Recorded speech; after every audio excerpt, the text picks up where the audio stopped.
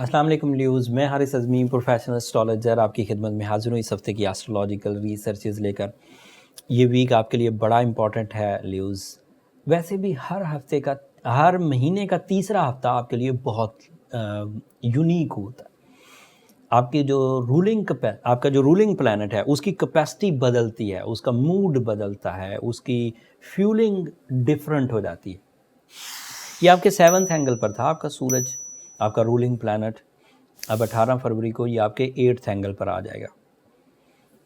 एक तरह से पॉजिटिव न्यूज़ है लेकिन एक तरह से नेगेटिव न्यूज़ है। 7th एंगल पर ये बहुत अच्छा था आपकी लव लाइफ के लिए, फैमिली वेलफेयर के लिए, पार्टनरशिप बिजनेसेस के लिए, कंपटीशंस को विन करने के लिए, हाउस वाइफ्स के लिए ये बहुत अच्छा था।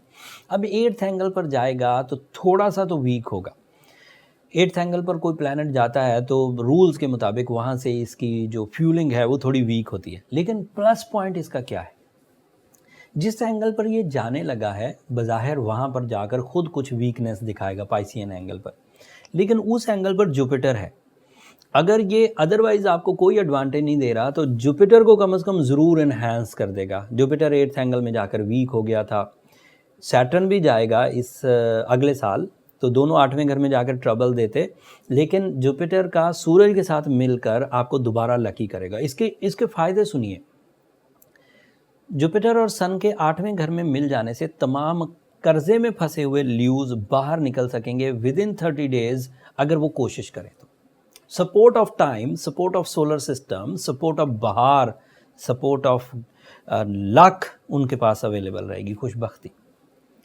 दूसरा फ़ायदा क्या होगा, कानूनी पेचीदगियों में उलझे हुए ल्यूज अचानक कोई वे आउट दरियाफ्त कर सकेंगे या मुयस्सर आ जाएगा। खुद कोशिश करेंगे तो दरियाफ्त कहलाएगा, अचानक मुयस्सर आ गया तो समझें कि फ़ायदा हो गया, मतलब अचानक। तीसरा फ़ायदा, कोई ऐसी लाइफ स्टाइल जो आपको आपकी सलाहियतों से नीचे रख रही थी, मतलब कोई ऐसी चीज़ आपने अपनाई हुई थी अपनी लाइफ में, लाइक सोते ज़्यादा थे या खा बहुत लेते थे या फिर बोलते बहुत थे, या कोई ऐसा लाइफ स्टाइल जो अमूमी तौर पर हेल्दी लाइफ स्टाइल नहीं होता, उसमें से बाहर निकल आएंगे या कम से कम बाहर निकलने की प्लानिंग शुरू कर देंगे with the help of sun and Jupiter combination. जिन चीज़ों का वे आउट आपको नहीं मिला करता था, आपका दिमाग जाकर स्टक हो जाता था किसी एक फील्ड ऑफ लाइफ में कि ये आगे क्या करे, तो जुपिटर और सन के इकट्ठा होने से, आपके रूलिंग प्लैनेट के इकट्ठे होने से आपको वे आउट्स मिल सकेंगे। फिर बहुत सारे ऐसी सेंसिटिविटीज़ जो जुपिटर के 8th एंगल पर आने से पैदा हो गई थी, जैसे आप लकी नहीं रहे थे, दिस इज़ अ सेंसिटिविटी। जैसे आप बहुत ज़्यादा वो क्या कह सकते हैं, नुमाया नहीं रहे थे, इसे क्या सेंटर ऑफ अट्रैक्शन, बहुत ज़्यादा नुमाया नहीं रहते तो दोबारा नुमाया हो सकेंगे। ये 30 दिन started from 18th of February, ये 30 दिन अब आपके लिए बहुत अच्छे होंगे। हर हफ्ते में इसकी अच्छी खबरें ही सुनाऊंगा आपको।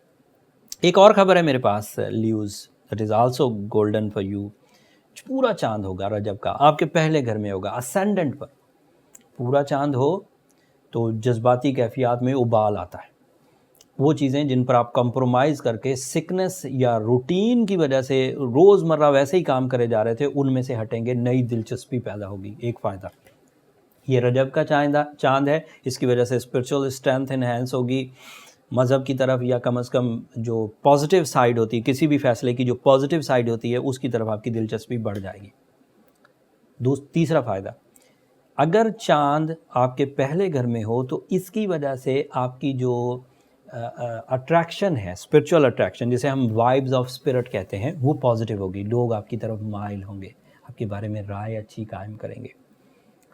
ये लव सेक्शन के लिए भी बहुत अच्छी होती है और ये 3 दिन अब आपको मुयस्सर रहेगी, 17, 18 और 19 तारीख को। अदरवाइज प्लैनेट वीनस आपके लिए लविंग कैपेसिटी प्रोड्यूस कर रहा है, 6th एंगल पर है आपके लिए, वो अकेला ही काफ़ी है।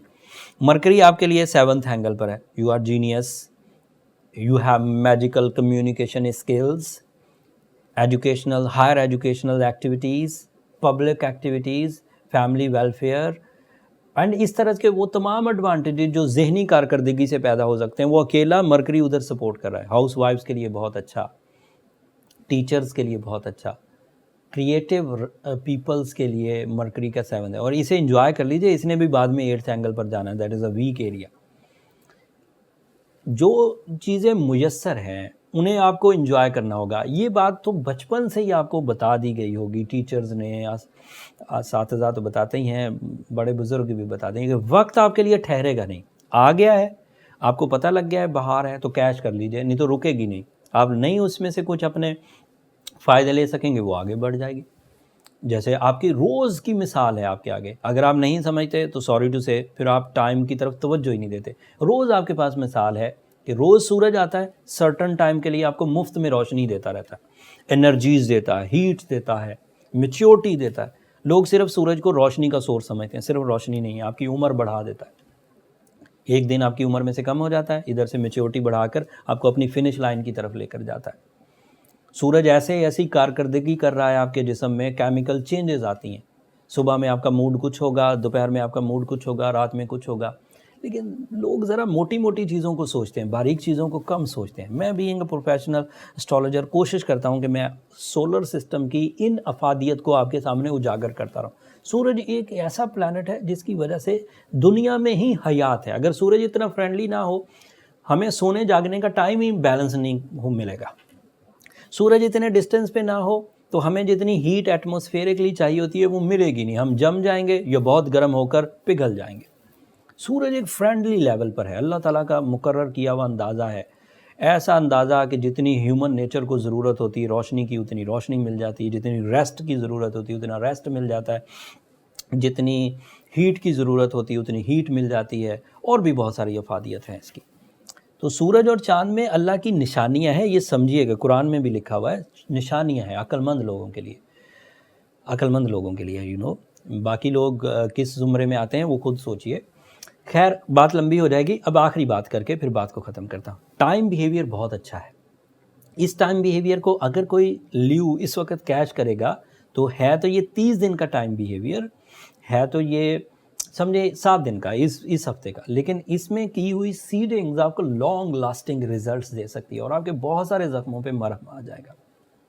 अगर कोई ल्यू फिर भी कुछ उलझन में मुब्तला हो अपनी कमज़ोरियों की वजह से, लैक ऑफ रिसोर्सेज की वजह से, प्लानिंग की वजह से, bad momentum of previous issues, जो पहले कभी बैड पैचेस में से गुजर के आया और कमर टूट गई और ठीक ही नहीं हो रहा है, या फिर बर्थ सेंसिटिविटीज़ की वजह से, बाय बर्थ भी कुछ वीकनेसेस होती, अगर उसकी वजह से कोई एवरेजली वीक है तो उसे emerald, ruby, blue sapphire, diamond, इन चारों में से कोई एक पहन लेना चाहिए।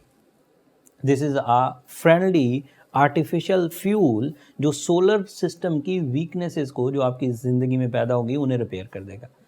एंड इसके लिए जो स्पिरिचुअल टाइप की बेनिफिट्स चाहिए होते हैं वो सूरज शम्स से पूरे हो जाएंगे। एंड सफ़ेद रंग इज़ योर लकी कलर, उसको ज़्यादा से ज़्यादा यूज़ करिए। That is a colour of immunity, colour of peace, colour of spirituality, ये कई तरह के उसके बेनिफिट, कलर ऑफ हैप्पीनेस भी कहलाता है। तो अगर उससे कवर हो जाए ठीक है, अगर उससे कवर नहीं हो रहे उन 2 रेमेडी से कि आपने वाइट कलर भी पहना, स्टोन भी पहना एंड सूर्य शम्स भी पड़ी, लेकिन ठीक नहीं हो रहे, तो that means there is something wrong. फिर उसके लिए नेक्स्ट स्टेप ये है कि अपनी पर्सनल कैलकुलेशंस की तरफ जाइए।